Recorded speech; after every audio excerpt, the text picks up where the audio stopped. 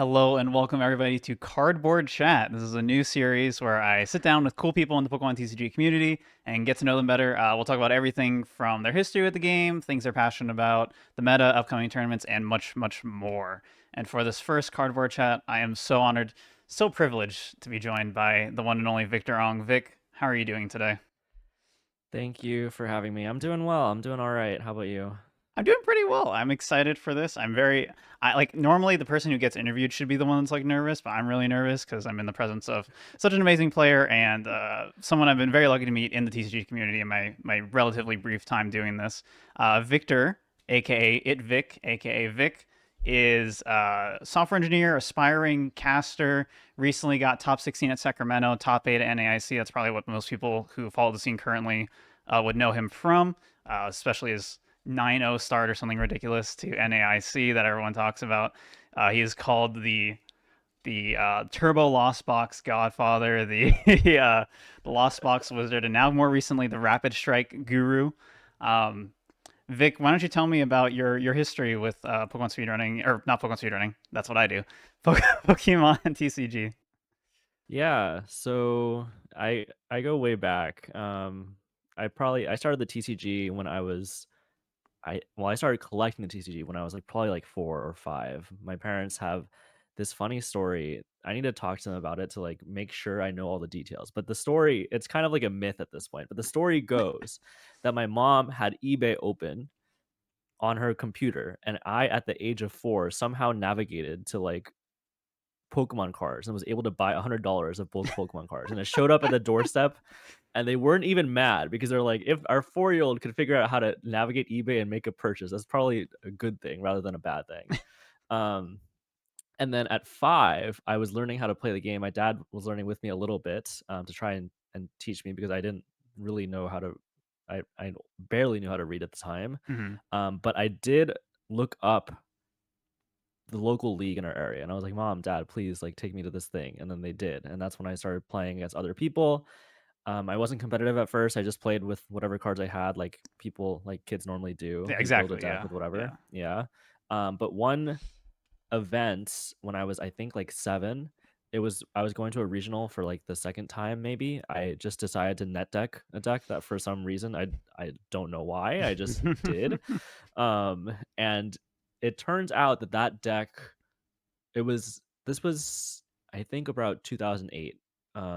This was when Platinum just came out Yeah. in the TCG, and the deck that I chose in that deck was Toxicroak G, Skuntank G, and it was not a very good deck because it auto lost to the best deck in the format, Mm-hmm. but it auto won a very popular deck in juniors, which was Machamp, and I ran into a lot of them, and I got second at that regional, and that kind of Oh wow. kickstarted my competitive TCG journey, where my parents were like, he actually won like over $1,000. Maybe we should support him more." Yeah. And that's how it all started. I won nationals in juniors as well in 2010 with Gengar Stormfront, and I learned the deck, and I had a lot of friends in the New Jersey area. That's where I grew up.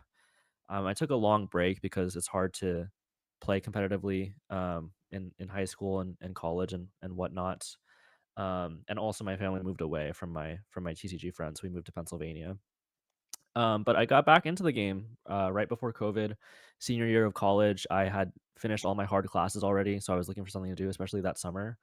So I got back into it, and it was kind of casual at first, but then I started winning like local events, and I was like, wait, I'm still actually kind of good at this I'm game. still goaded. Yeah. So I started playing again, and before I knew it, I was like extremely close to my invite.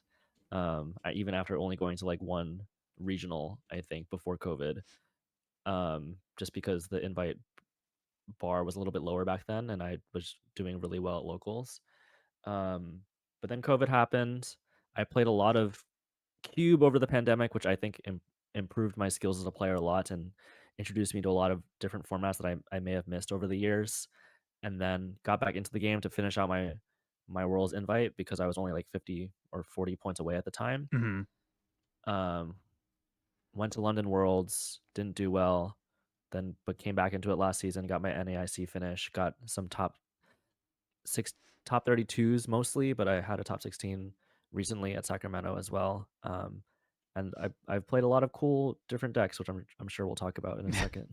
Oh yes, we will talk about some of the wild decks I've seen on your Limitless page today.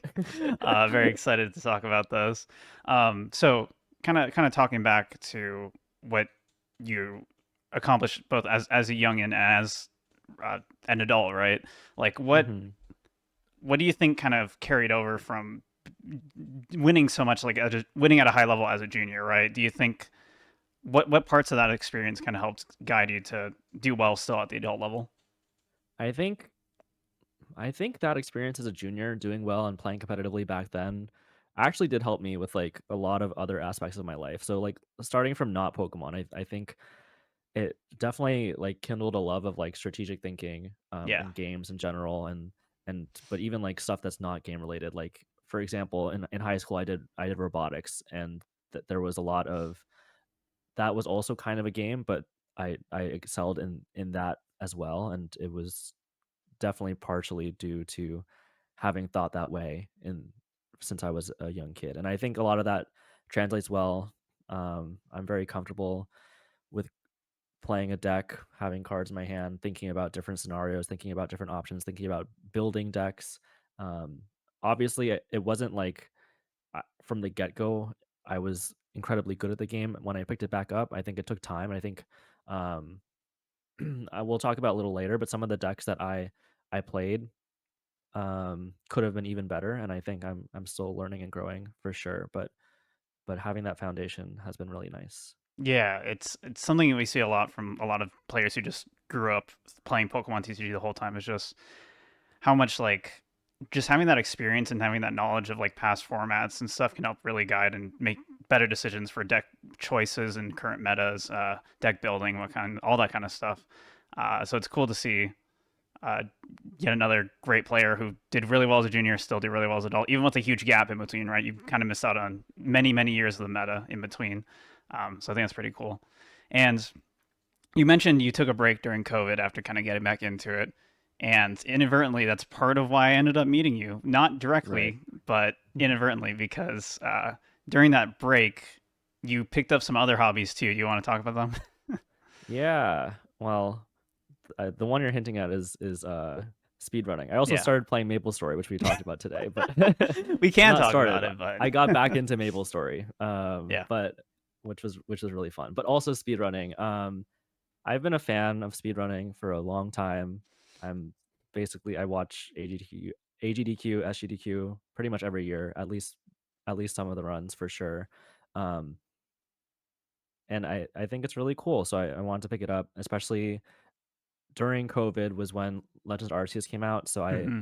I've wanted to pick up a game that I didn't feel like I was behind in. I didn't wanna, like, have to catch Yeah. up to other people, so that's kind of why I went with the game, and, it was a really fun experience fighting for the world record and whatnot, and I never got there, but I was close at some Yeah. points. What was your top placement at any point in time? It was like top three, Mm, right? I think it was 3rd, yeah. Third, okay. Yeah, I checked before this. I literally just put on your VOD while I was like thinking of topics and questions and stuff. And you are still top 10. You're like eighth, I think. So it's your time still held up despite not having run the game in I guess a couple years or year and a half now I at this think a point too. year, Yeah, yeah, yeah, yeah. yeah, something like that. So yeah, and that's actually part of why I met Vic because for those who watched my other stuff, Vic was a caster at Cardboard Clash, the event we did a few months ago, where we invited a bunch of Pokemon speedrunners to learn how to play the TCG for the first time in a custom format made by Jake Gearhart, which was a lot of fun, great time. Definitely check out those VODs if you haven't already. And I had initially posted a lot of like announcement stuff on Twitter about it, and I did not know really anything about Vic beforehand, even though like we were both Pokemon speedrunners who played Switch games. We didn't really like interact at all in any capacity. But I was aware, like I've seen his name before. I obviously knew nothing that he like anything about TCG related with him or anything. I just knew he speed ran the Pokemon Legends Arceus, and he like reached out to me on Twitter and was just like, "Hey, I saw you're doing this event. I want to do some casting. I'm also a speedrunner of Pokemon games. Can I help out?" And then he helped out. You helped out, and then it's kind of been a lot of different things from there, and it's pretty interesting how the speed running side kind of you were one of the two people I know that is someone who has past speedrunning experience and also TCG player, and I'm the other person in this analogy. um, so I wanted to ask you about that. Like, what you mentioned before, kind of your interest in like competitive stuff because you mentioned robotics. You've done a lot of TCG both as a kid and as an adult. Like, how much of that kind of drove you in speedrunning as well? Is that kind of why you picked it up? Part of like you said, just obviously being a fan of GDQ, but also like the competitive aspect, just having another competitive outlet since you couldn't do the TCG stuff as much. Yeah, that's a good question. I think definitely partially. The TCG stuff, like it existed over the pandemic. There were the Players Cups, Right, obviously. right. But I played in one of them and I just found like it was just not fun at all. So like I just stopped playing that completely. But speedrunning, I just I don't know. I think part of it is the competitive aspect, wanting to get an accomplishment under my belt. Like a world record or a top 3 time or sub 4 or whatever. I think Yeah, that part is really neat, but I also think I enjoy a lot too of like the streaming nature that goes hand in hand with right. speedrunning, of talking to an audience and having something to look back on. That's part of the reason I want to be a caster as well. I think that played a role in why I wanted to do it. I also look up to a lot of people who are speedrunners or speedrunning adjacent. I'm a big fan of 360 Chrism Hmm. and his races with Shen, and um, they inspired me too, along with all the GDQs as well. Right, right. Uh, so you mentioned it, so we might as well talk about it. Casting. Something that interested me when I saw your Twitch video or Twitch stream page, your main page, is that you actually mentioned your interest in casting, and that was like years ago too, right? So this is not like a recent thing for you. This is something you've been thinking about a while. Maybe not even in just the TCG sense, right? So can you talk about what got you into like wanting to be a caster? What kind of drives you to want to pursue this, that kind of stuff? I think there's a couple of factors that all kind of play a role in it. I am a fan of esports in general. Yeah. I don't really play League of Legends much anymore, but I've sunk thousands of hours into that game growing up, and even though I don't play it that much, I do watch it. I do watch Worlds every year, and I think that was definitely an early inspiration because I've been watching Worlds pretty much every year, at least part of Worlds every year since I was like 10 or 11, over Yeah. a decade ago at this point. And League of Legends has really really good casters that I look up to, and I think it's really cool, and that's a skill that I wanted to hone. um, in addition, I also have started doing casting for robotics. Like I was saying, I was doing high school robotics back in high school, but I also have volunteered as a robotics, both as an MC and a caster, as a game announcer is what they call it in that sphere. Hmm. Um, and that's been really fun to do it in a live event to an audience of high schoolers, and doing that well has been pretty fulfilling because high schoolers will come up to you and be like, that was awesome, or like it basically elevates their tournament experience from being just like a lame like school event to feeling like it's an actual like Right. a competition and Right. like Right. a sports match almost. So I think that has been really fun, and I would love to do so for Pokemon as well because I'm really passionate about it. I also think it's like, for me, a more sustainable way to enjoy the hobby. I really love the Hmm. game, but I do think there's part of me that's like very competitive and loves winning, but I also do think that like I as a person get very anxious. I've talked about it Yeah. before on different podcasts. And I think sometimes that anxiety gets in the way of like my love for the game. And I think like sometimes losing, which is inevitable, everyone loses at some Right. point, right? I think that takes away from like the pure enjoyment of the game for me personally, and this is obviously not the case for everyone. But for me personally, I think as a caster, I feel like every event that I would cast, I would be winning, if that makes Yeah. sense. Yeah. Whereas as a player, that's just not the case. You can't win everything. Right. You're not necessarily competing against other people. You can't win or lose in the sense of a competition, but you obviously can do well or do poorly, I guess, in some senses. But it's Yes. it's very different, right? It's not. oh man, if I don't do well at this event, then I'm not getting any money. I'm not getting any points. I'm not making progress as a player towards my world's invite, all that kind of stuff. There's a lot of pressures that can weigh on you, tournament to Right. tournament. So I definitely get it. And casting just a lot of fun. Casting is so much fun. It's cool, not only because you're out of that kind of uh, you're on the outside looking in, so you get full information and you have less anxiety not being the person on the actual table playing the game. But it's a lot of fun just to kind of talk with somebody about the game you're watching, talk about strategies, talk about the meta, all that kind of stuff. I greatly enjoy casting with you. It's a lot of Thank fun, you. and I think for me too, like the thing that I've always enjoyed about casting is just the act of sharing what I love with a greater audience, right? That's a lot of why I do my Hmm. speedrunning and my streaming is because I'm really into these speedruns. I'm really into doing them, and I like talking and gushing about how great they are with a wider audience of people beyond just my regular circle or whatever.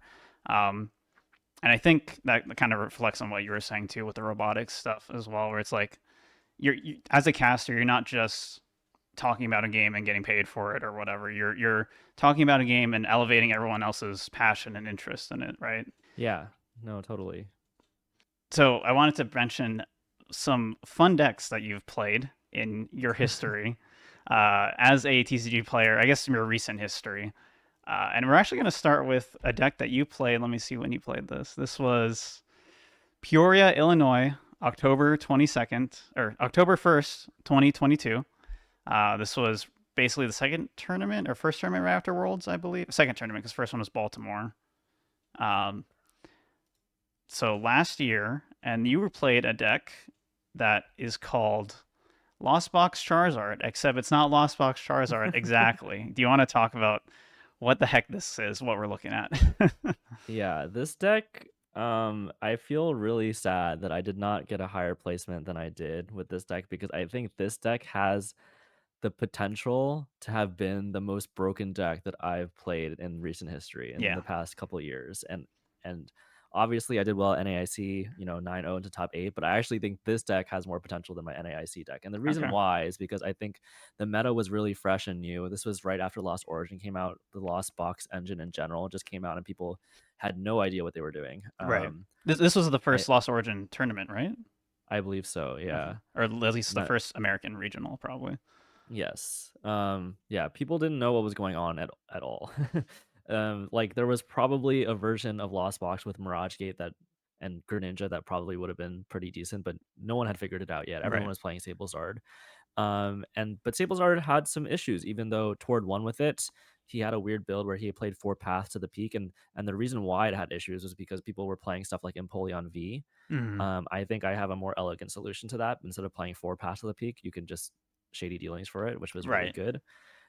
It also because Lost Box was such a prominent, you know, usually Sable's art, but because Sable's art was such a prominent piece in the meta, people would play like Zigzagoon and Scoop Up Nut, and you would try to do something similar to what Hawlucha does in the Lost Box matchup in the current era, where you would try and knock out 2 Comfies with a Sableye and double Goon ping with Mm. net.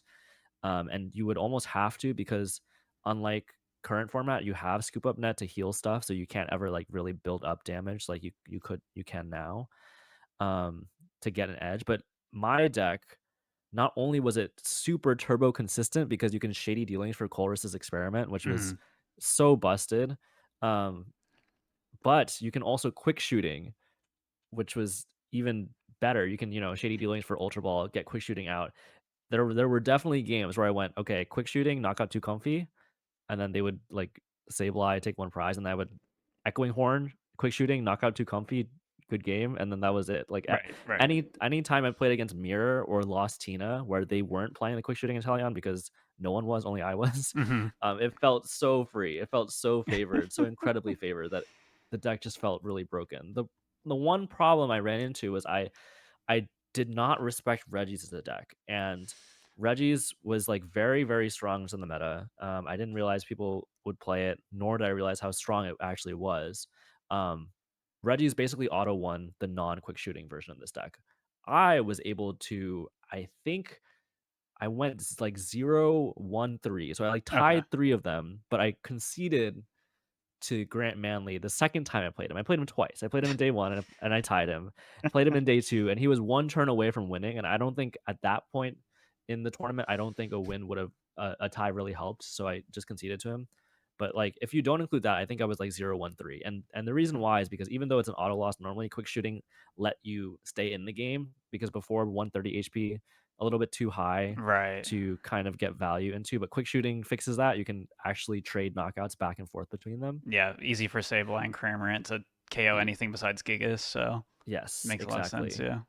yeah. Um, but if I just added 1 Cape of Toughness to this list, either, like, over an Echoing Horn or something, that matchup would have been way better because you can actually search for the Cape of Toughness and then Radiant Zard, and they had no Gust at the time, so you can just Right. give a 210 HP Zard and swing the prize trade in your direction. So this deck was so close to being like absolutely broken for the meta.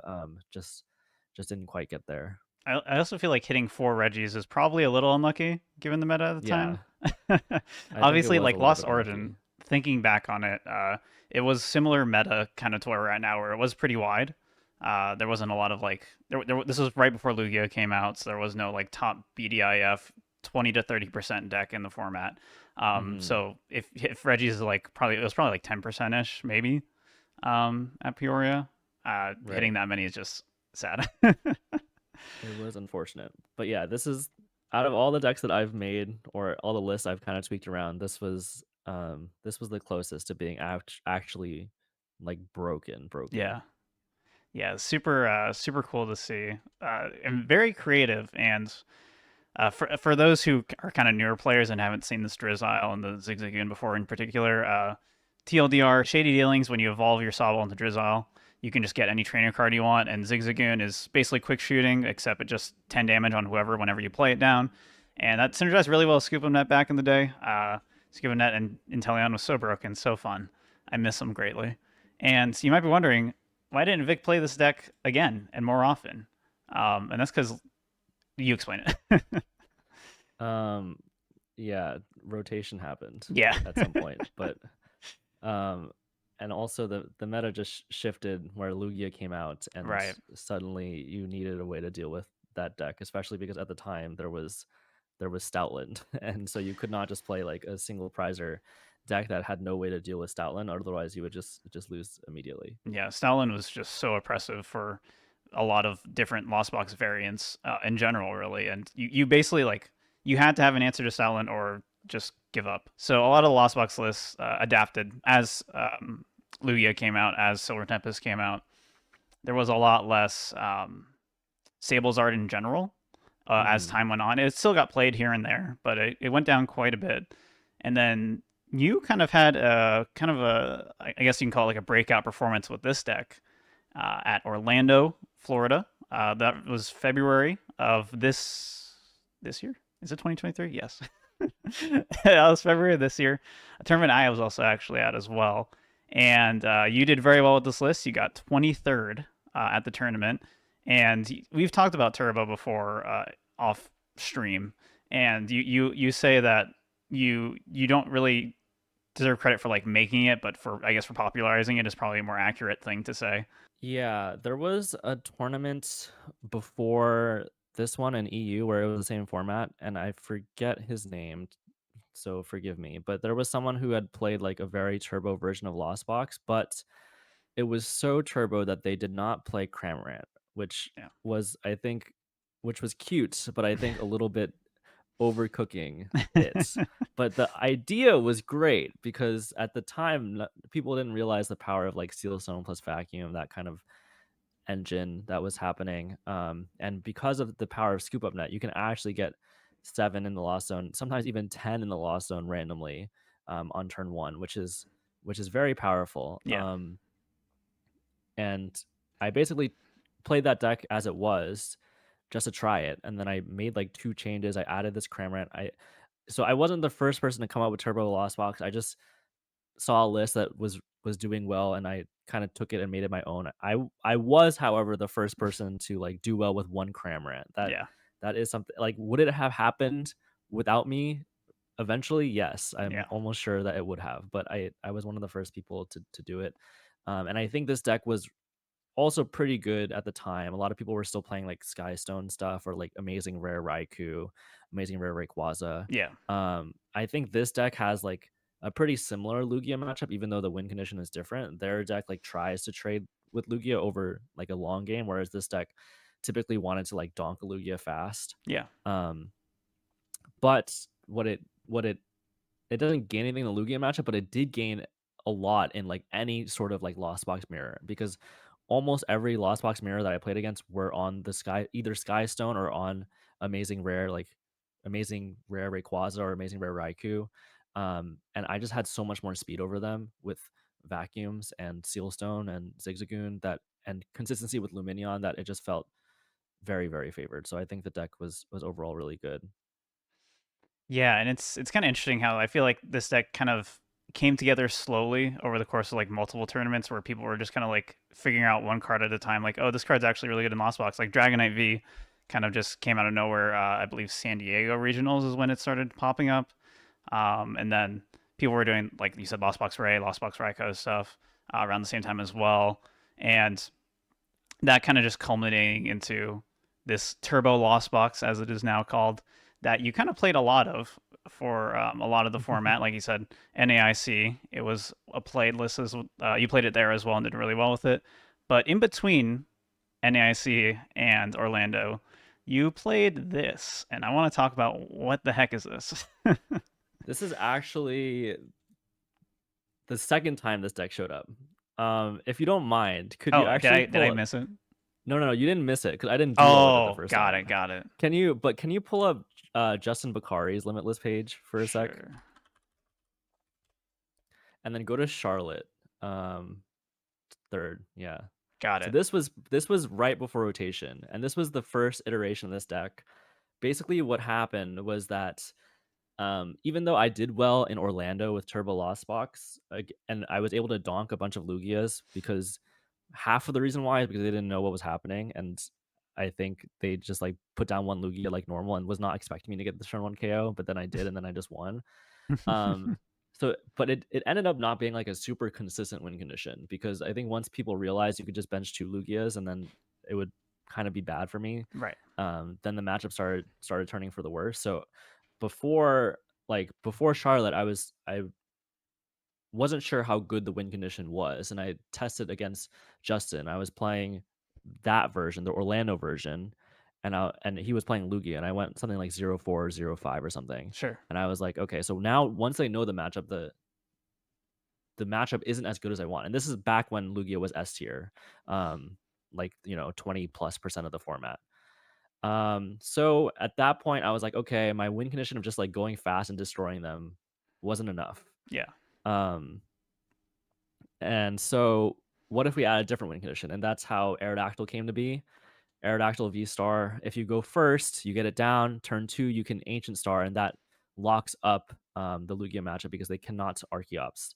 And that obviously it's not an auto win because you have to go first and you have to bench the Aerodactyl V and you have to find the Aerodactyl V and you can't prize the Aerodactyl V. Right. But it was Right. enough of a boost against the S tier deck that it and all the other matchups felt like favorable that it was like a good way to play this deck. So I played it to a late night tournament that week before Charlotte and I won.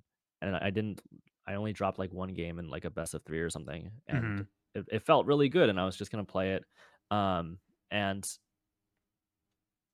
it was also really it also turns out that Aerodactyl was really good against Mew as well, which was like the other like A tier deck, tier one Right. deck, Right. because you can Ancient Star, stops the Genesect, and then you just retreat the Aerodactyl and start Drapion V, and they can't deal with Drapion V and Aerodactyl V Star, so they just lose. Right. So that worked out well, and it was also really. It also turned out that it was really good against Arctura, which was also a tier one deck at the time because they were trying to counter Lugia. So it just happened that Aerodactyl was actually just um, a really good attacker in the deck for a variety of reasons. And I won the Hmm. late night. Drove down to Charlotte with Justin, and he wasn't sure on a deck, and I was like, "Well, this deck is good," and he trusted me. He took it to Charlotte as well as me. We played the same 60. I lost a win in or win an ID in, I think. Yeah. Um, it was really close. We were at time basically, and I didn't I misplayed the last turn of time, I think, because there was an energy left in my deck, and I didn't realize that it was there, and I thought it was in the prizes, but it wasn't. But I whiffed day 2 by 1 win, essentially, but Yeah. Justin was able to take the deck to a top 4 finish, and this was one of 2 Lost Box decks where I helped someone get a top 4, and I got a shout out for before I was able to finally get my top 8 finish. But I am Right. proud of this deck. I think it's really cool and it was really strong and it was super turbo. I played a version without Crobat to Vancouver and I did bad and I realized that Crobat was actually really really good in the deck with 2 Ultra Ball. Yeah. Yeah, it just gives you more turbo-y capabilities. You just draw more cards, especially with the Ultra Ball, yeah, like you said. And Aerodactyl in general was like popping in and out around that time too in other decks just because it stops Lugia, so that's great. Yes. If you can It was stop using Lugia, Vikavolt yeah, at yeah, some Vikavolt. point. What tournament did that win? Was that uh that wasn't what won the Charlotte? Charlotte That wasn't was Eternatus, right? Eternatus, It I was. think. Okay. Yeah. Yeah. Yeah. Interesting. Getting fun with it. Let's see. So yeah. And then let's see. Is this Fresno? And then well, okay, so that was the pre-rotation version of Aerodactyl Lost Box. Yeah, yeah. Um and then I went and then rotation happened and then I went back to Kyogre to try and beat Lugia, but then I Mhm. realized that I actually hate Kyogre. um You have told me because this, yeah. I didn't I played like I think very well to my event that I took Kyogre to. I forget which event it was. But I took Kyogre to an event post rotation and then I even though I played well, I didn't do well because I kept getting Cragalanche in really terrible spots where I got Cragalanche and discarded 2 Colress or Cragalanche discarded like Energy Recycler and I needed that. So I realized Kyogre was fake, and so it has 2 downsides. It's really hard to play. It's also really it's not actually a guaranteed win, even though it feels like it should be. Mhm. And I guess the third downside is that it's really hard to play under time constraint where you can't really ever concede early. You can, but it's difficult to justify because you don't know if you're going to be able to come back or not. And Right. you have no clue if like a late game Marnie or Iono or whatever was available at the time, Roxanne, was going to just gate you out of Kyogreing that turn and you just lose. So I realized Kyogre, I was not going to play it anymore. What the replacement for like a Kyogre to beat Lugia, it's Aerodactyl. So I played Aerodactyl, and it ended up working out well because there were at that tournament specifically because Azul's group did well with Kyogre the weekend before. Mhm. People started playing Manaphy in their Lugias, so Aerodactyl was like by far the better choice, Right, right. um, and it did well for me. It farmed a lot of Mews as well, which was helpful. Yeah, I mean, the fact that it covers you for both is really nice, yeah. All these random lost box things you built kind of led up to your top 8 run at NAIC, which was a very kind of stripped back Turbo Lost Box, honestly more in line with what you were playing originally, right? Way back in Orlando. No Aerodactyls to be seen here, sadly, and very much just a straightforward Dragonite Raikou Go build. Obviously, you started 9-0 at that event, did very well. You had that interesting situation with trying to get a favorable matchup in top 8 and then it didn't work out for you. So why don't you kind of run through what one why you played this deck and then two kind of what happened during your run? Yeah, I played the deck because it was still very strong at the time, and I'm of the opinion there's kind of like a couple schools of thoughts of like deck selection where there's like some groups, notably like Azul and Caleb Gettimer and Grant Manley, where they feel like they're good enough players that whatever the best deck is, they should play it. Right. That's just kind of how they feel about the game. I feel a little bit differently, where even though a deck might not be the best, even if it's 1% worse than the best, you can overcome that with like experience and like being comfortable with the deck. And I'm not the type of player that can pick up any deck and just do well with it. It usually takes me time to like ramp up. And I think this deck, I mean, I was so comfortable with it already, and I think it was like either the best deck or close to the best deck. So there was like kind of no reason not to play it, I guess. And I was just testing it. It was doing fine. But mirrors, I kept testing mirrors. I played probably like 10 mirrors in the 2 days leading up to NAIC, maybe even more than 10. And it just came down to like whoever was able. to actually hit their cram. Like, it didn't even matter who went second or first. Like, some people would just like the majority of the time, one person would just like whiff chorus and not be able to attack, Right. and that just decided the game. And so I put back Luminion because I was like, this never happened to me when I used to play Aerodactyl. So why why would I why do I want to subject myself to that? And Luminion was pretty helpful. That's probably the only spicy thing in this list, to be honest. Yeah. Horn maybe is like situational, but I think people like respected it and realized it was good.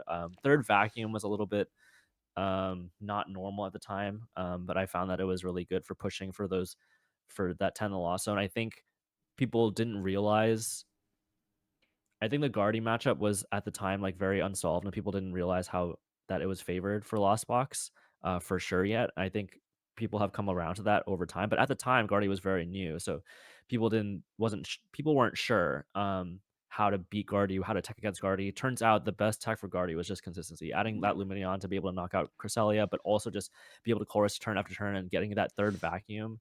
Having access to the third vacuum so you could Sableye turn two more consistently ended up being really strong for me. And speaking of Guardy, basically the way my tournament went was that I started 11-0 into 11-1 to 12-1, and at that point my win had been my top 8 had been secured because you only needed 36 points. So I could do basically whatever I wanted. Round 15, I was locked into top 8 already, and I was playing against Ian Robb, who I was already locked into top 8 as well.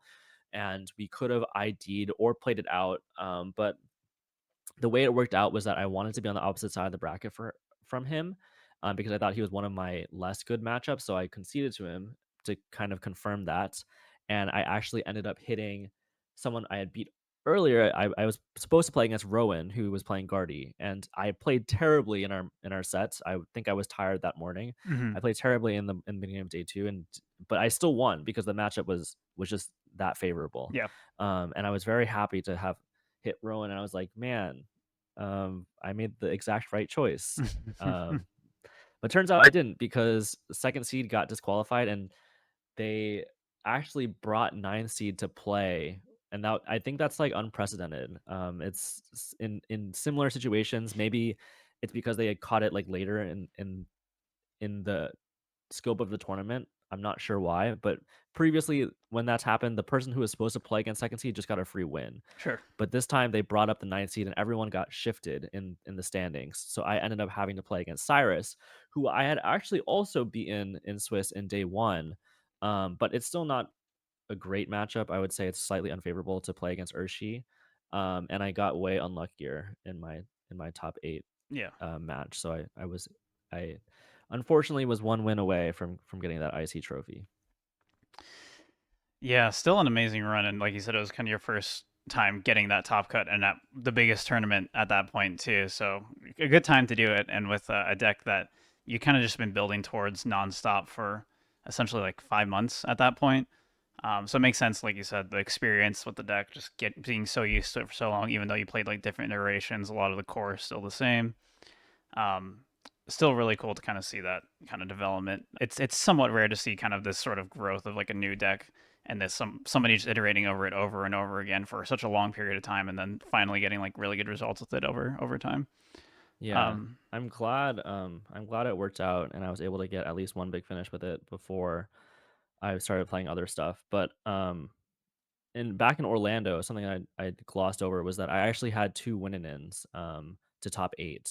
My last 2 rounds, I was at 32 points. right. I just needed to win one of them to get into top 8, and I was not able to get there. So it felt so close. It was very bittersweet at the time, but I'm glad I was able to finally get at least some result with the deck. Yeah, redemption. Let's go. Um, so you mentioned for me there that you kind of stopped playing Turbo Lost Box after this event, which is something I want to talk to you about because it's not like Turbo Lost Box went away after this event. It was still a very good deck for quite a while, and most people thought it was like dead for this upcoming set or this current format we're in now, Paradox Rift, and then people are still playing variations of it to this day.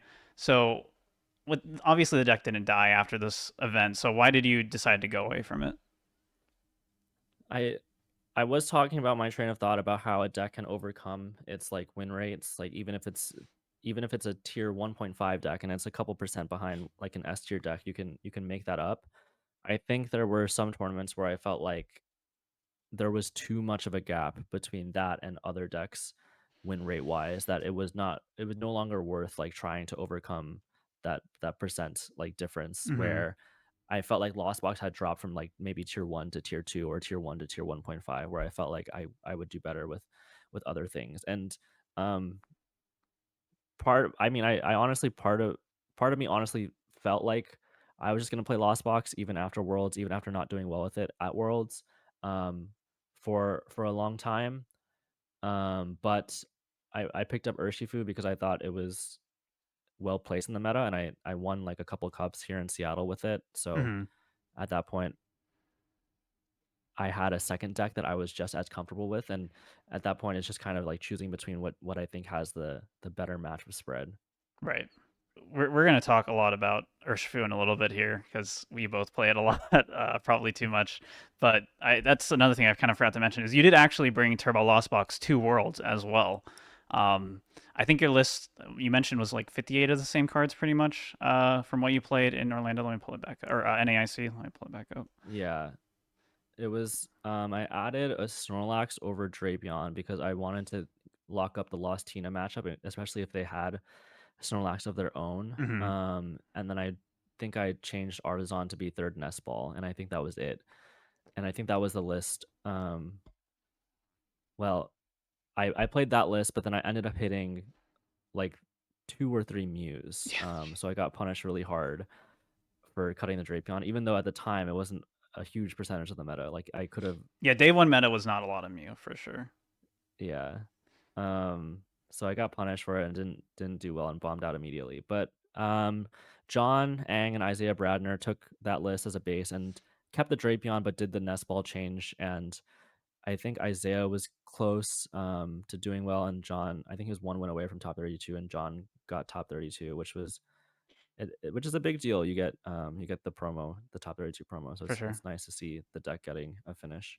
Yeah, deck did well basically entire rotation through the form or pre-rotation through rotation into Worlds is awesome to see.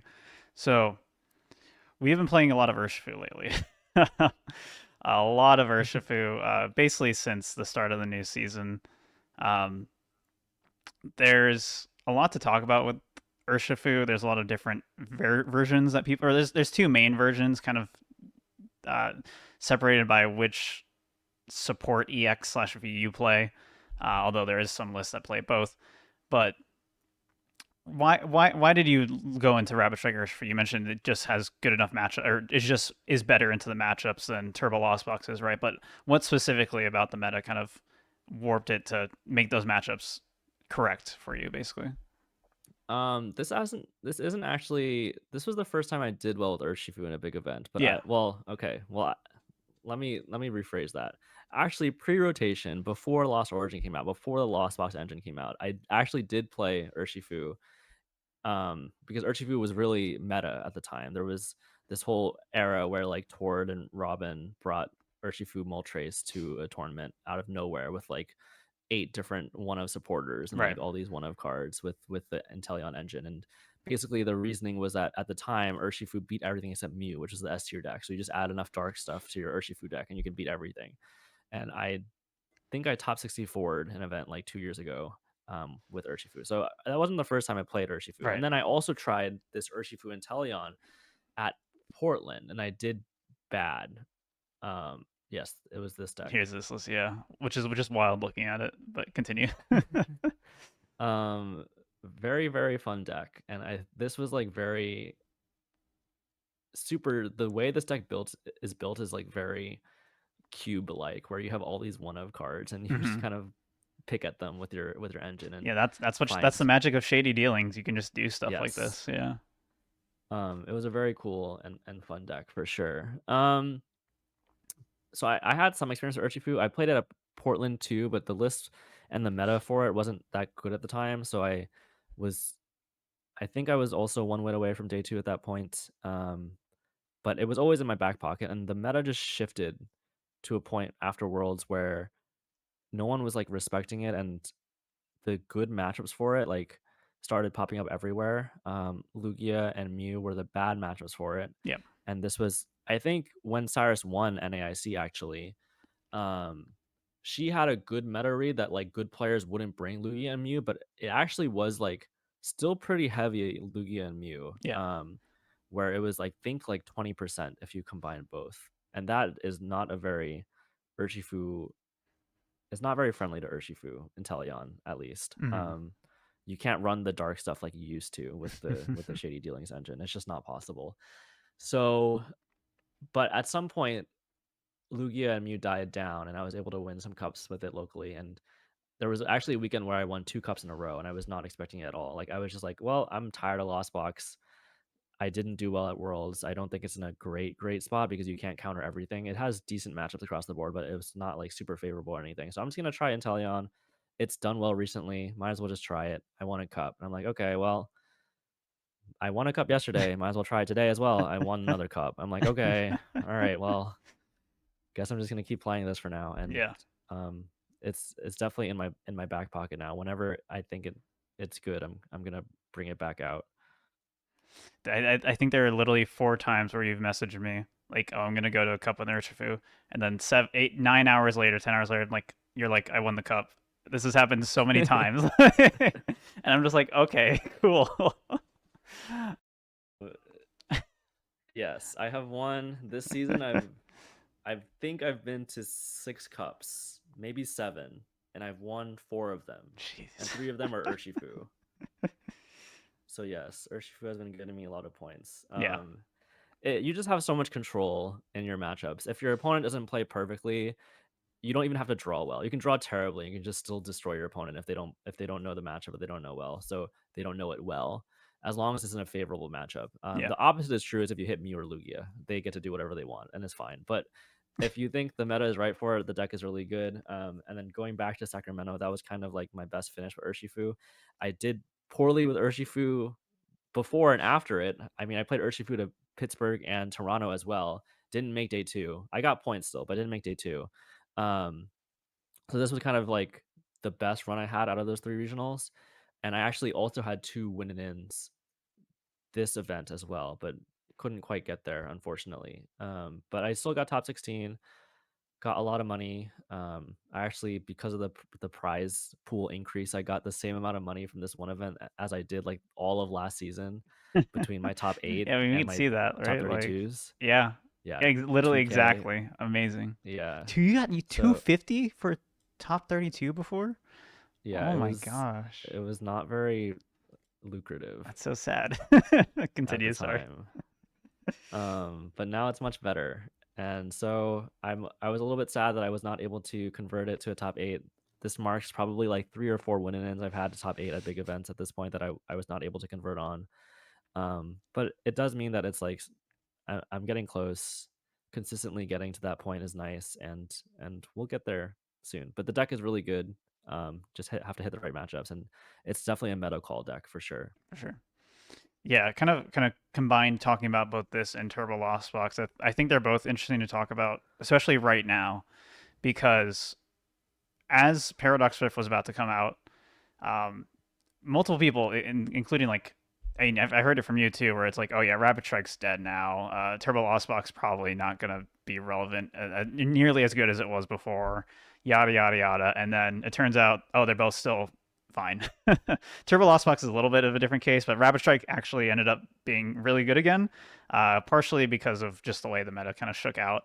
I think a lot of it revolved around early Roaring Moon fear. Hmm. Roaring Moon is basically an auto loss for Rapid Strike Urshifu. There's nothing you can really do against it. It just destroys your VMAXs. But after LAIC, no one plays it. So it's turned out it's actually totally fine. And people still did really well with it at LAIC. We can look at a list that got 11th, which was actually where I wanted to kind of go next. But kind of talking about um, this format in general. Like, why do you think these decks have survived the way they have, even though they have changed? Yeah. Something that's not on my limitless page was that I ended up playing not Urshifu or Lost Box to LAIC. I did go. I had a Yeah, stipend to go, and I played Mew Excelgor because people I was staying with, namely Xander Perot, was like very hyped up on the deck, and it was testing generally well. And I did well. I was on stream. I won. I was 4-0, but it ended up being 5-2-2 because I played three Guardies and which brought me to 5-1-2 because that matchup is not very favorable. It's like it's relatively easy to tie, but it's not easy to win. So I ended up losing to one and tying to two. Um, so I was 5-1-2 on the winning end, and I hit Shenpao Drapion, which is probably the worst thing that you could hit as Mew. Um, yeah, it was Just really, really that what an tough. absurd thing to hit. Yeah.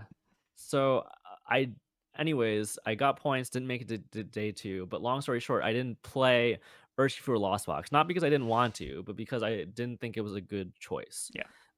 I tried Lost Box, but it was a very unknown meta, so I was worried about Jirachi specifically.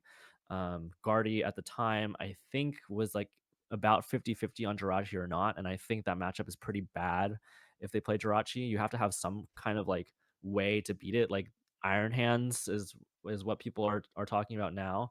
But if you have Iron Hands, you don't really have room to answer Iron Hands yourself. So if you face Chen Pao, then you basically can't beat everything as Lost Yeah. Box anymore, which is what I used to be able to do. So it definitely feels bad picking up a deck that you're very comfortable with, but like knowing that it doesn't beat everything. You have to choose something you don't want to beat, and that kind of sucks. Urshifu, I also tested, and I was talking to some people before the tournament as well, on an Urshifu list, and yeah, what we found was that Roaring Moon was just really bad, Yeah. really, really bad.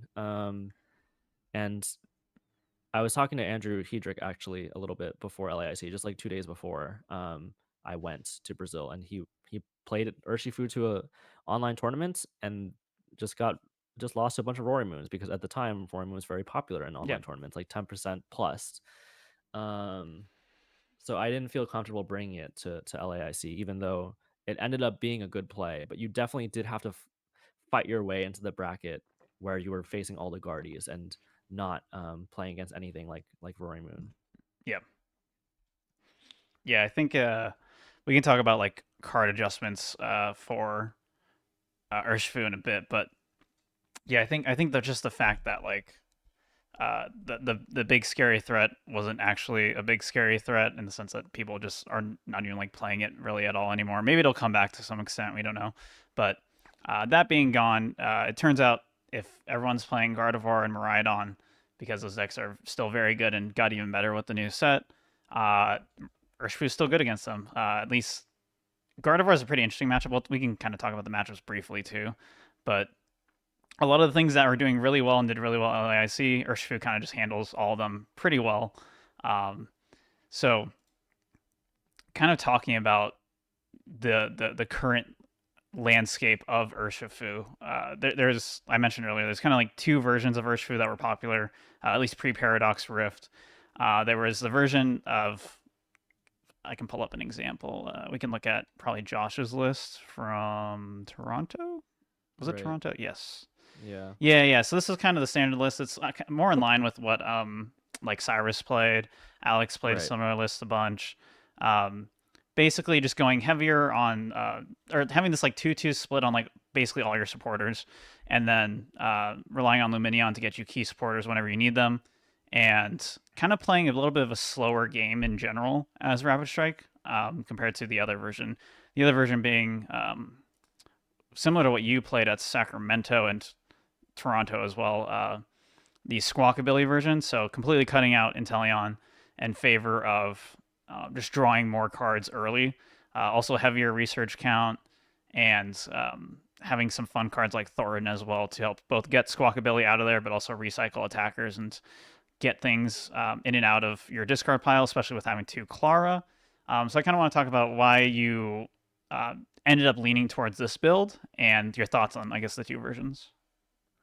Yeah. This was obviously definitely inspired by a squawk build in the past.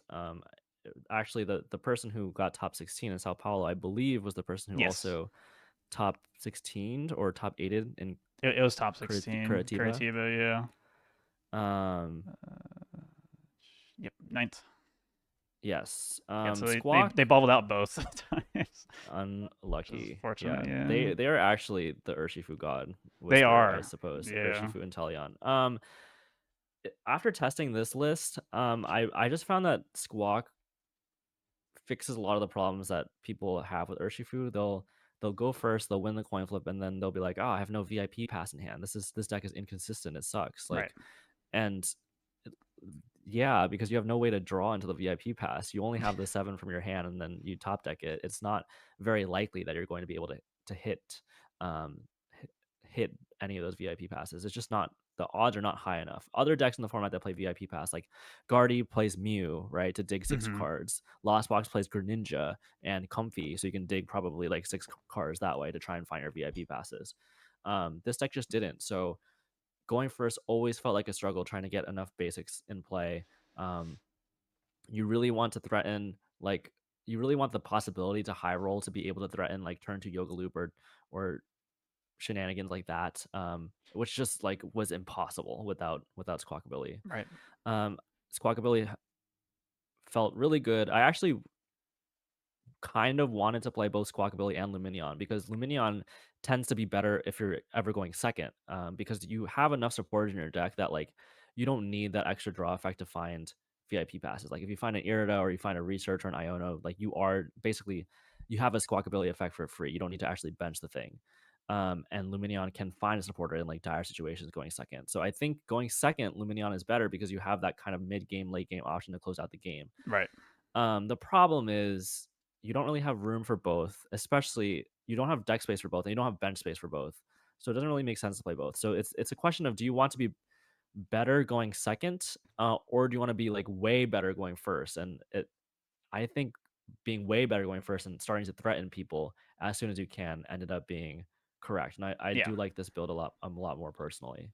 Yeah. I definitely agree a lot as someone who's played both versions and was gushing about how much better this version was to you when I saw that initial Curitiba list. Because, Yeah, like, my biggest problem with the list was kind of like you said, where you're just never like it's so hard to recover from bad starts, and if the way the deck wins is by being able to do whatever you want and just decimating their board whenever the time is right. And when you're not able to get like VIP pass down turn one, you're just not getting the strong KOs or the strong multi KOs ever. I know Alex Shemansky has said before that like Rapid Strike is very much a list for like everyone who plays it. The reason why it's never popular is because, despite being such a good deck, it's never popular because everyone plays it and they're like, "Oh, this is so inconsistent. It just breaks all the time. I'm not going to play this." And I know Alex has said before, like it. Yes, but if you play it perfectly, it's usually fine anyway, even if you don't get like the perfect start. The problem is most people can't play perfectly, myself included. So I have found much more success with the Squawkabilly version, where I am able to just kind of still recover and still like fill up my board completely turn one very often, even going first with that. And even if you go second, it's nice to do things like Squawk and Seize and then Professor's Research, and suddenly you've drilled through half your deck. And the kind of the interesting thing too with this build is just the way it kind of plays out of your discard pile way more, because you are just discarding more cards. You have the second Clara to get more waters and Pokemon out of there, so discarding stuff never feels bad. You have the Thornton too, and nowadays, instead of the Cheryl and the Thornton combo, we now have, where'd it go? Uh, I guess, yeah. Look at this list. We have Turo instead. So Turo and Devolution are like the biggest cards that were added from Paradox Rift that immediately got thrown into the deck. What are your thoughts on how these cards kind of changed things for this deck and kind of kept it relevant in this new meta? Turo is really good for sure. Because it kind of does the role of Cheryl and Thornton, like you were mentioning, in one card. Yeah, It doesn't do either perfectly, but it does both well enough that you don't need to play the other ones anymore. Actually, you'd probably play second Turo before you added Thornton back in, yeah, or Cheryl back in, because it has multiple purposes and it's just strong overall. Devo is really interesting because this is probably the deck that makes the most use out of it. yeah, Lost Box in theory can use it, but it's just kind of slow because you have to Lost Mine and then Devo, and it's kind of like a two-turn combo, or like Lost Mine, and then Devo. Whereas Urshifu can just build up damage with double gunner and do it all in one turn potentially, or even yoga loop, and you get to buy another attack, which lets you get some insane value out of Devo. And um, basically the decks that I mean, the Guardy matchup has changed significantly from before Paradox Drift, where it was favorable before, but Guardy got some new tricks up its sleeve where you can counter catcher, knock out Screamtail, knock out Octillery with Screamtail. Before it was very hard to knock out Octillery with Cresselia because you would need all 6 psychic Pokemon in play. Right. You couldn't have a Manaphy or a Greninja. But now you can do it with Screamtail. So like if everything else had stayed the same for Urshifu, that matchup probably would be like pretty even.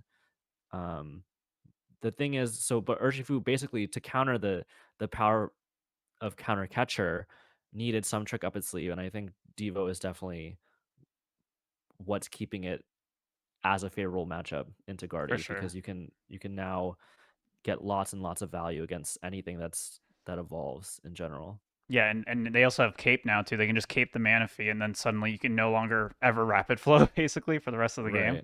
Right. Um, so devolution is just such a key part of this deck kind of going forward, and it helps in so many other matchups too. Like Charizard, Charizard decks have gotten better and gotten more tools, and Charizard's one of those matchups where it can really easily get away from you really fast if you don't get like key knockouts early, and suddenly now it's okay if everyone's doing Arvinzard or Pidgeot specifically with Charizard. You can suddenly take those down to 50 HP each Pidgeys and they're gone. And suddenly you take out their entire engine. So just having that capability, I think, in multiple matchups has really kept this deck as relevant as ever. Is there any other kind of general thoughts you had about Rapid Strike? I'll ask you some more a little bit about it after we talk about some recent regional things. But just any other general thoughts? Should people play this deck in general? I think it's really solid right now. I'm almost definitely not going to San Antonio, but if I was, I would almost definitely be playing Urshifu. I won a cup with it this past weekend already. It felt really strong. I went 5-0 into Zard Barrel. I think the matchup, if you play it very well, it's very free. I had really rough starts and it was still perfectly okay. Yeah, it's the only reason you shouldn't play it is if you expect like Roaring Moon or Mew or Lugia in your meta, then it's not a good Right. play. But I think like to kind of like sum up my Lost Box and Urshifu journey over this past season, I really do enjoy decks where it feels like the match is in your control, and it's not always the case. Like I've talked to Azul a little bit about this. I've asked him like what his thoughts on are if like harder decks like have a win rate buff, and his answer, which I agree with, is that like earlier on in the tournament when you play against like less strong opponents, like in day one, they're not going to be playing perfectly around what you have access to and what your best options are. So it feels like you if you play a more difficult deck in those situations, you can always win. You just need to find the puzzle. Like you eliminate the RNG aspect out of it. You just need to find the solution,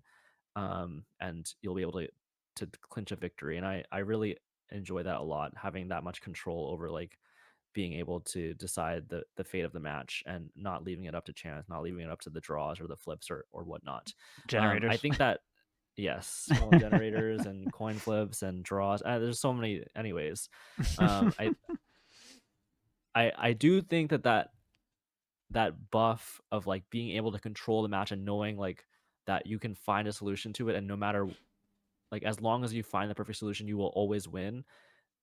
I'm exaggerating a little bit. You won't always win, but you would win a very large percentage of the time against players that are misplaying against you. I like decks like that.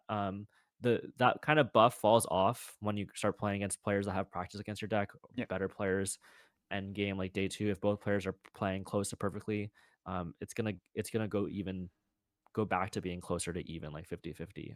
But I think the majority of matches aren't like that. I think the majority of players won't play perfectly. That's kind of the reason you see these names pop up over and over again in top eight and so on.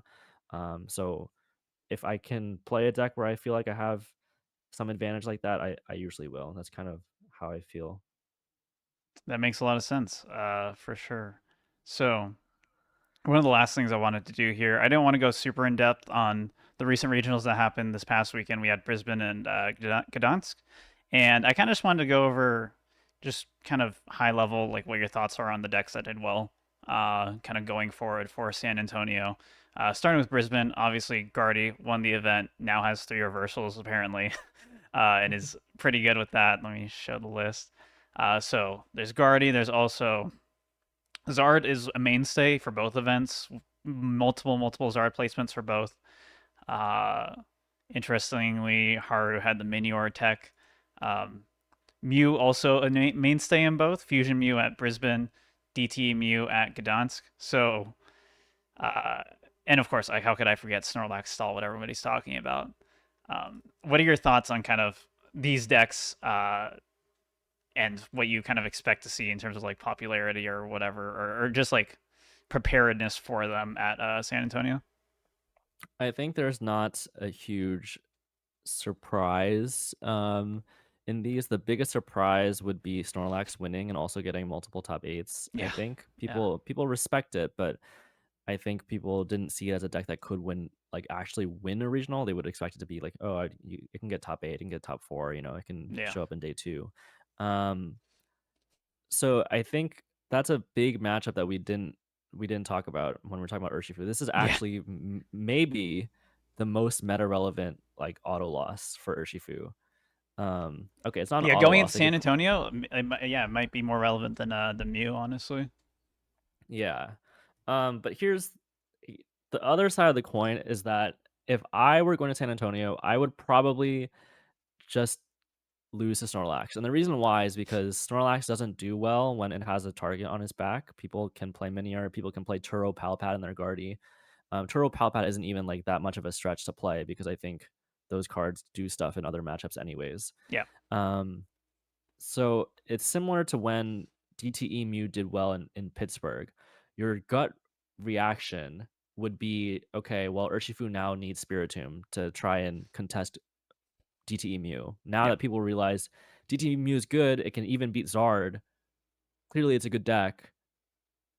You might want to put in Spiritomb, but we chose to not play Spiritomb right after Pittsburgh.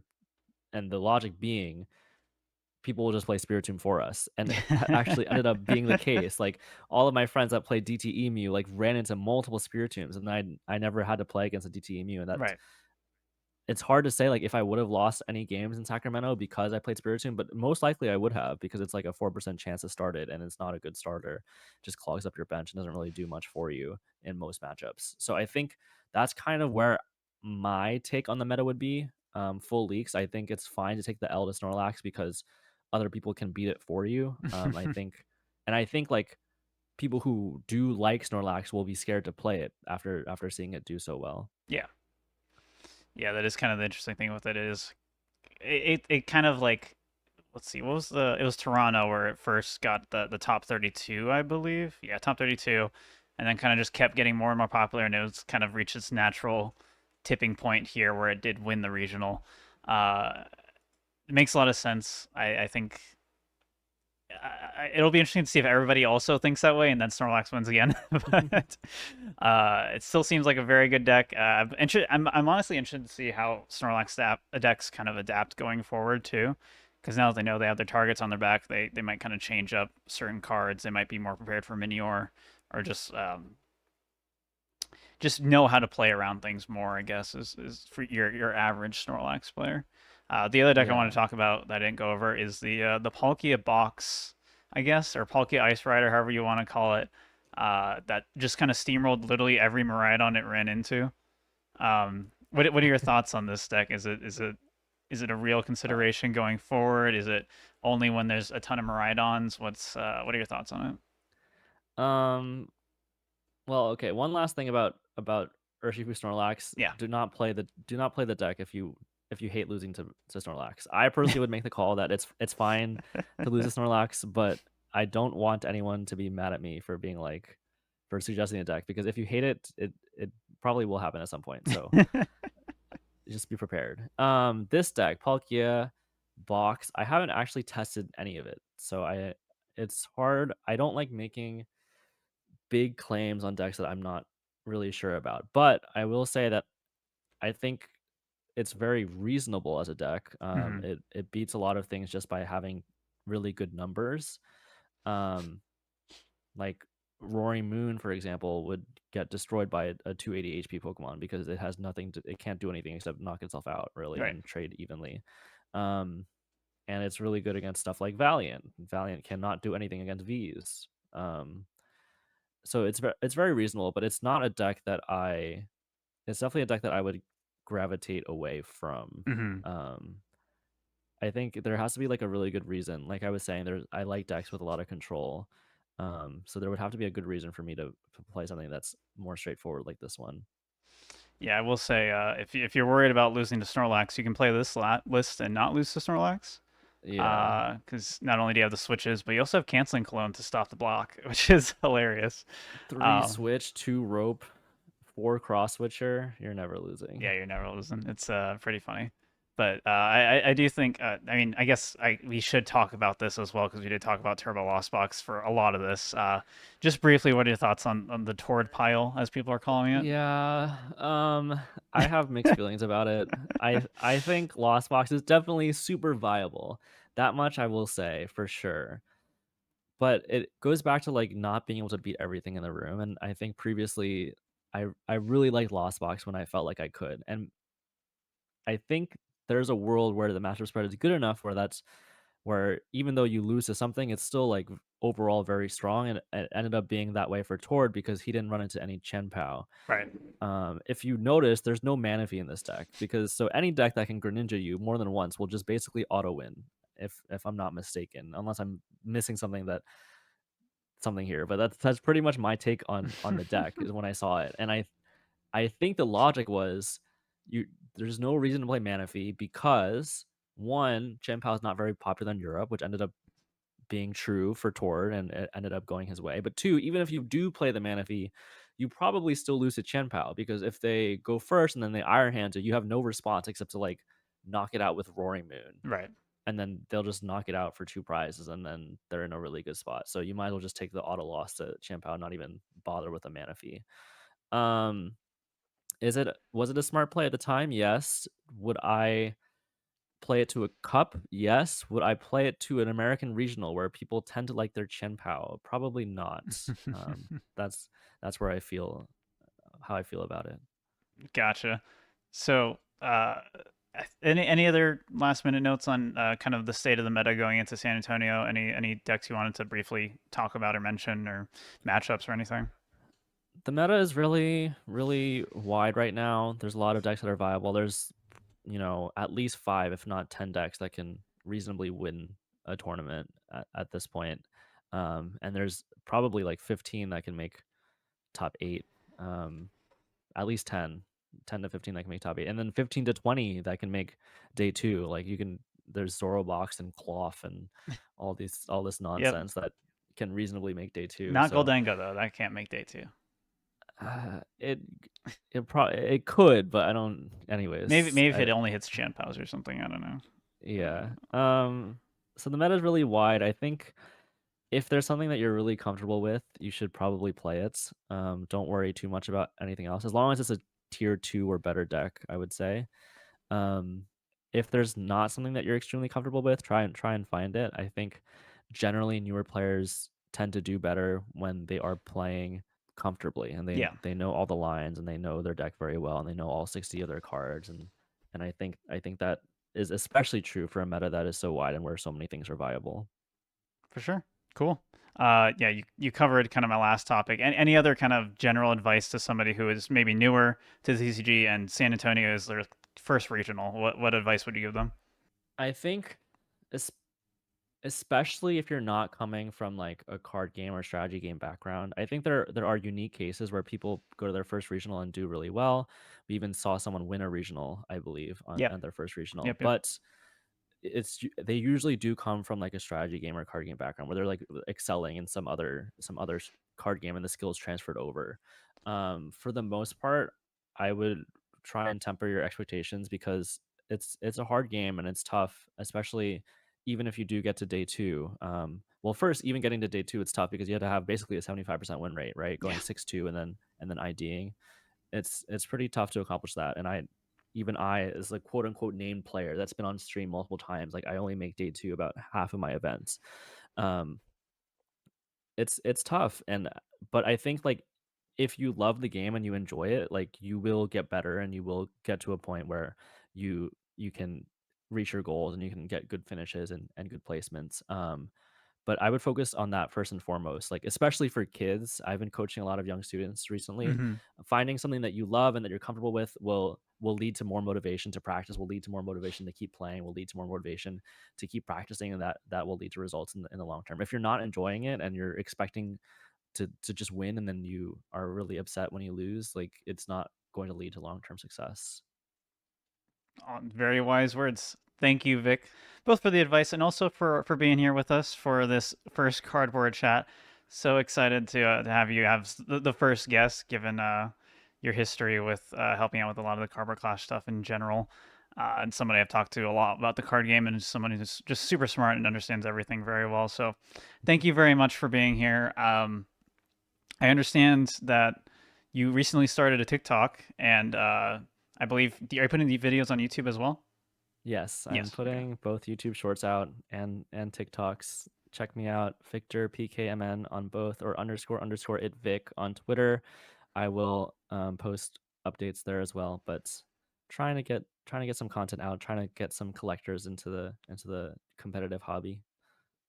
Yeah, definitely. I'll have links for those below the video, so definitely check those out. Follow Vic on those social media platforms. Support Vic at Future Things. Do you do coaching as well, Vic? I do coaching. Feel free to message me on Twitter about that if you're interested. I'm also sponsored by the Shuffle Squad, so thank you to them. I cast the late night event, so if you are interested in catching an event on Wednesday and wanting to hear more from me or wanting to ask any more questions, feel free to hop in chat and message me there. Awesome. Well, thank you so much, Vic, for being here. This has been our first cardboard chat. We have more coming. Very excited for that, and I hope to see you all next time. Bye bye.